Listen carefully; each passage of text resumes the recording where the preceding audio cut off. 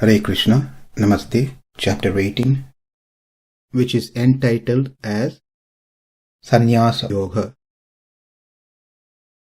Sloka 14 and 15, part 1. Adhiṣṭhānaṁ tathā kartā karaṇaṁ ca pṛthag-vidham vividhāś pṛthak ceṣṭā daivaṁ caivātra pañcamam śarīra-vāṅ-manobhir karma prārabhate naraḥ nyāyyaṁ viparītaṁ pañcaite tasya hetavaḥ. In the previous sloka, Krishna told Arjuna that you're not the doer. In other words, you're not the only doer. For any action to be performed, there should be 5 causes for the accomplishment of any actions. 3 of them under you, and including you, 4 of you under me. Without these 5, one cannot do any actions. It is said in the Upanishad, Ya Atmani Tishtanne, Atmano Antaroyam Atmana Veda. There is this one peculiar stranger who resides within every one of us. He functions as the inner controller of the body and the soul, the self. He is distinctly different from both the body and the jivatma, the self. Neither the Atma nor the body realize his existence. Likewise, there is another statement from Taittiriya Upanishad. Anta pravishta shasta jananam sarvatma. He is residing within us and he controls and rules us. He is both antaryami and antaratma. Antaryami means he who is situated within everything and rules that thing. And antaratma is everything is his part and parcel. From these quotations, it is quite clear that Ishvara, Krishna, the Supreme Personality of Godhead, is the kartā. Kartā means doer. We'll be often using this term kartā, which means doer. Jivatma is subservient to the Lord, and the Lord, using these 4 tools, makes things happen. We haven't seen what are those tools yet, which will be discussed later in this section. It is only with the combination and cooperation of these 5 factors that anything can even commence, get started, not otherwise. But the key factor is that the Lord enters into everything and rules them.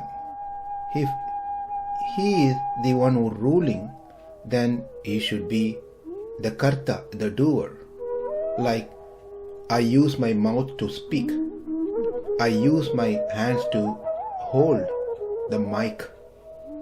I tell my eyes to read the books.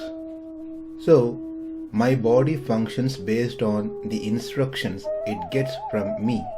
Me meaning the self, the Atma. Likewise, if the Lord is situated within all of us, then He is the one who gives orders, commands to the Jivatma to execute certain actions. Therefore, it is clear that He, with the use of the 4 tools, becomes kartā. If He is kartā, then a lot of question comes. What is the function of Jivatma? If He is not kartā, then how does Jivatma functions? And what is the role of Ishvara? So, in these 2 slokas, we are going to learn this very important topic. Who is the cause? Who is the doer? Is it the Jivatma, or is it the Paramatma, or is it the nature, the material nature? This will clear up a lot of questions that we may have around this particular subject of who is the doer.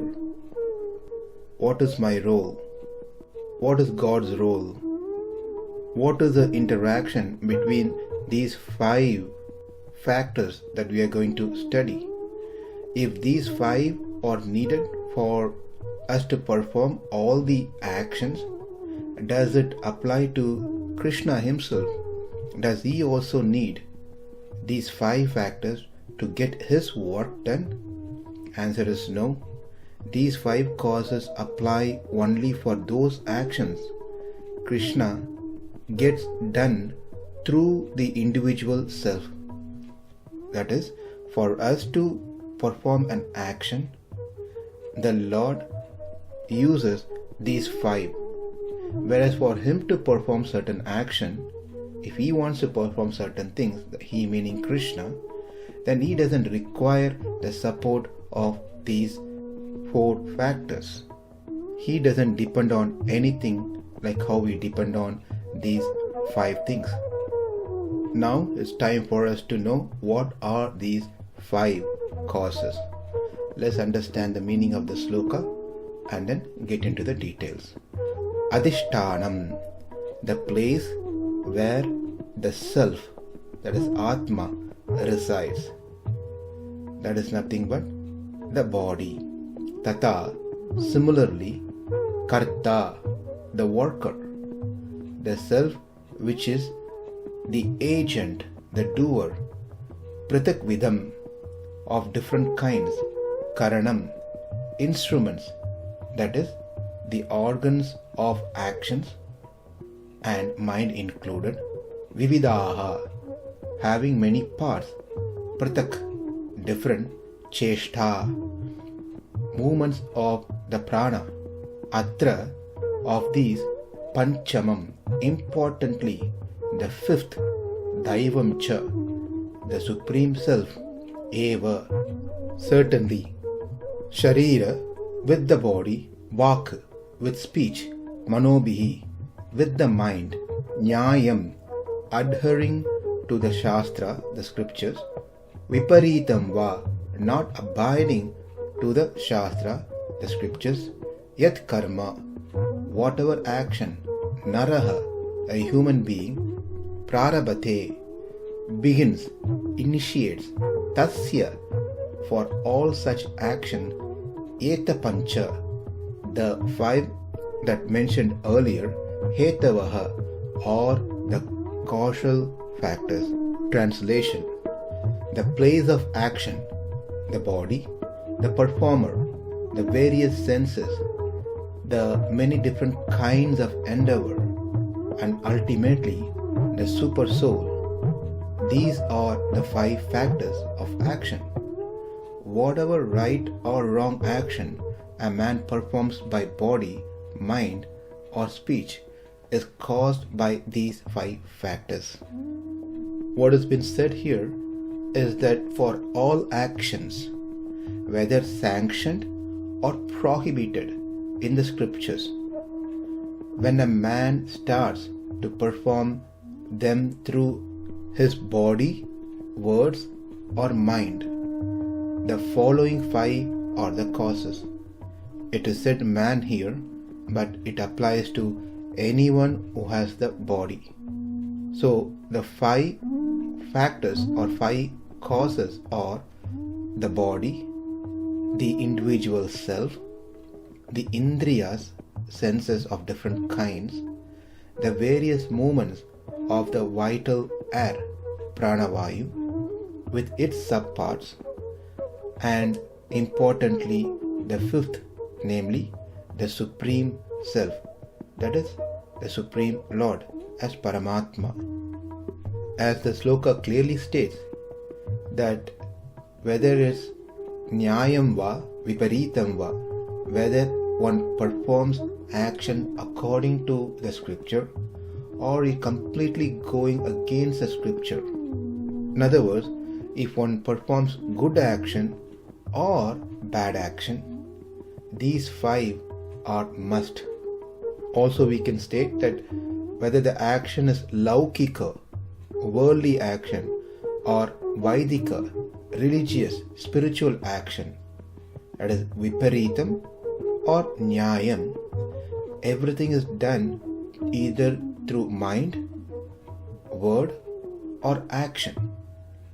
These are the 3 ways that one can perform an action. That action could be viparītaṁ or the action could be nyāyyaṁ.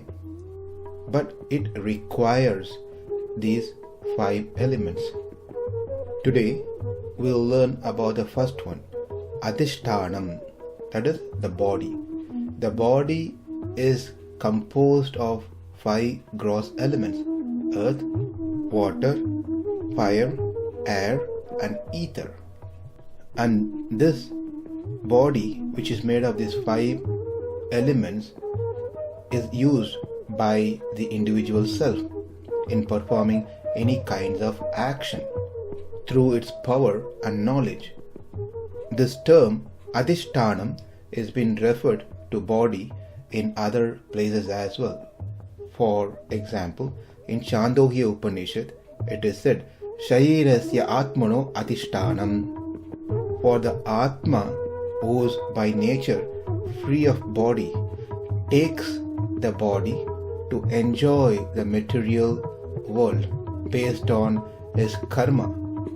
This body becomes a place for it. Therefore, it is called adhiṣṭhānaṁ.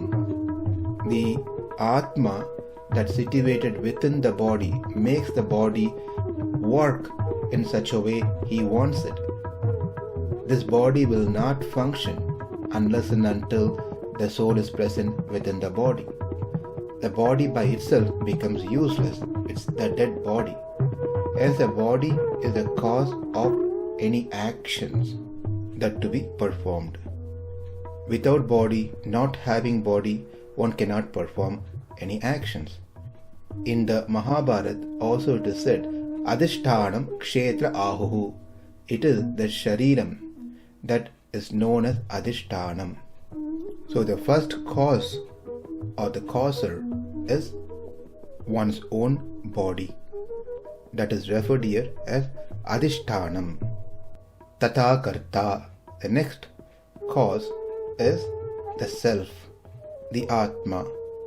We will learn about that in our next session. Namaste. Hare Krishna.